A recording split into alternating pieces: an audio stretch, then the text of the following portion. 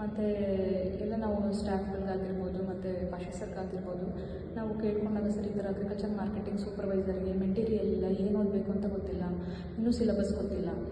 Syllabus ಬಿಟ್ಟರು. Syllabus ಬಿಟ್ಟಾದಮೇಲೆ date ಕೂಡ announce ಆಯಿತು. ಡೇಟಿಗೆ ಎಕ್ಸಾಮ್ ಇದೆ, ಹೇಗೆ ಓದಬೇಕು ಸ್ಪೆಸಿಫಿಕ್ಕು ಗೊತ್ತಿಲ್ಲ.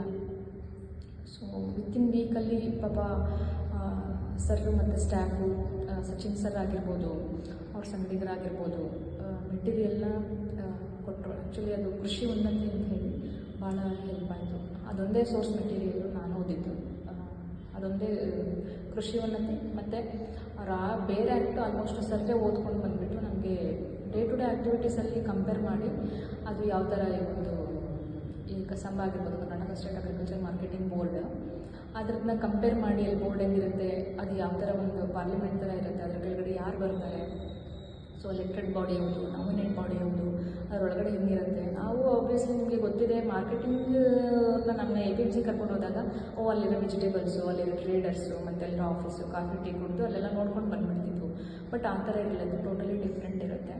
ನಾವು ಒಂದು ಅಗ್ರಿಕಲ್ಚರ್ ಮಾರ್ಕೆಟಿಂಗ್ ಸೂಪರ್ವೈಸರ್ ಆಗಿ ನಾವು ಹೇಗೆ ಅವ್ರನ್ನ ಅಂದರೆ ಸೂಪರ್ವಿಷನ್ ಮಾಡೋದಿರುತ್ತೆ. ಮತ್ತು ಅಲ್ಲಿ ಏನು ಹೇಳಿದೆ ಆ್ಯಕ್ಟು, ನಮ್ಮದು ಅಗ್ರಿಕಲ್ಚರ್ ಮಾರ್ಕೆಟಿಂಗ್ಸ್ ಆ್ಯಕ್ಟ್ ಯಾವ್ದಿದೆ, ಅದರ ಪ್ರೋಸೆಸ್ ಹೇಗಿದೆ, ಅದು ಬಿಡಿಬಿಡಿಯಾಗಿ ಹೇಳಿ ನಮಗೆ ತುಂಬ ಹತ್ತಿರದಿಂದ ಹೇಳಿದ್ರು. ಅದು ಭಾಳ ಅರ್ಥ ಆಯಿತು ಮತ್ತು ತುಂಬ ಇಂಟ್ರೆಸ್ಟಿಂಗ್ ಅನ್ನಿಸ್ತು ನನಗೆ. ಫಸ್ಟ್ ಟೈಮು ಮಾರ್ಕೆಟಿಂಗ್ ಕೂಡ ನನಗೆ ಕಲಿತಿದ್ದು ಭಾಳ ಖುಷಿ ಆಯಿತು. ಮತ್ತು GKVKಯಿಂದ ಫ್ಯಾಕಲ್ಟೀಸ್ನು ಕೂಡ ಕರ್ಕೊಂಬಂದು ಪಾಠ ಮಾಡಿಸಿದಾಗ ವಿತೌಟ್ ಪಾಪ ಅವರು ಫೀಸ್ನೇ ಕೇಳದೆ ಕೂತ್ಕೊಳ್ಳೋದು ಬಿಟ್ಟರು. ಚೆನ್ನಾಗಿ ನಾವು ಪಾಠ ಕೇಳಿದ್ವು. ಇಡೀ ದಿನ ಒಂದೊಂದು ಮ್ಯಾರಥಾನ್ ಇರ್ತಿತ್ತು, ಕೂತ್ಕೊಂಡು ಕೇಳಿದ್ವು. ಅಷ್ಟು ಬೇಗ ಕ್ಲಾಸ್ನ ಮುಗಿಸ್ಕೊಂಡ್ರು, ನೋಟ್ಸ್ನು ಕೊಟ್ಟರು. ಸೊ ಅದು ಭಾಳ ಇದಕ್ಕೆ ಈ ಮೆಟೀರಿಯಲ್ ಒದಗಿಸಿ ಇಷ್ಟು ಕಡಿಮೆ ಟೈಮಲ್ಲಿ ಹೆಲ್ಪ್ ಮಾಡಿದ್ದಕ್ಕೆ ನಾನು ಫೋರ್ಸೈಟ್ಗೆ, ಪಾಷಾ ಸರ್ಗೆ, ಸಚಿನ್ ಸರ್ಗೆ ಎಲ್ಲ ತುಂಬ ಹೃದಯದ ಧನ್ಯವಾದಗಳನ್ನು ಹೇಳಕ್ಕೆ ಇಷ್ಟಪಡ್ತೀನಿ.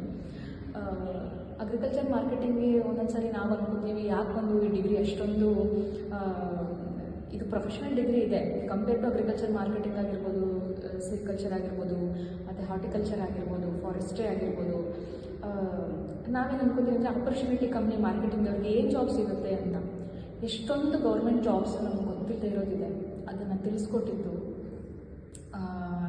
ಮತ್ತು ಗೊತ್ತಾಗೋ ಮಾಡಿದ್ದು ಈ ಥರದ್ದು ಒಂದು ಅಗ್ರಿಕಲ್ಚರ್ ರಿಲೇಟೆಡ್ ಇನ್ಸ್ಟಿಟ್ಯೂಷನ್ಗಳು ನಮ್ಮ ಬೆನ್ನಿಂದ ಕೆಲಸ ಮಾಡ್ತಕ್ಕಂಥದ್ದನ್ನು ನಾನು ಖಂಡಿತ ಹೇಳೋಕ್ಕೆ ಇಷ್ಟಪಡ್ತೀನಿ, ಹೇಳಲೇಬೇಕು ಕೂಡ. ಸೈಮಲ್ಟೇನಿಯಸ್ಲಿ ಇವರು ಹೀಗೆ ಇರಲಿಲ್ಲ. ಮತ್ತು ಅವರು ಪಾಷಾ ಸರ್ ಕೂಡ ಅವರು ಅಗ್ರಿಕಲ್ಚರ್ GKVK ಕಾಲೇಜಲ್ಲಿ ಸ್ಟೂಡೆಂಟ್ ಆಗಿದ್ದವರು. ಅಲ್ಲಿ ಕೂಡ ಒಂದು 3 ರಿಂದ 4 ಜನ ಪಾಸ್ ಆಗಿದ್ದಾರೆ. ಅಲ್ಲೂ ಕೂಡ ಸೈಮಲ್ಟೇನಿಯಸ್ಲಿ ಅಲ್ಲಿ ಎಕ್ಸಾಮ್ನ ಕಂಡಕ್ಟ್ ಮಾಡ್ತಾಯಿದ್ರು, ಇಲ್ಲೂ ಕೂಡ ಕಂಡಕ್ಟ್ ಮಾಡ್ತಾಯಿದ್ರು, ರಿಸಲ್ಟ್ ಬಿಡ್ತಾಯಿದ್ರು. ಆನ್ಲೈನಲ್ಲೂ ಕೂಡ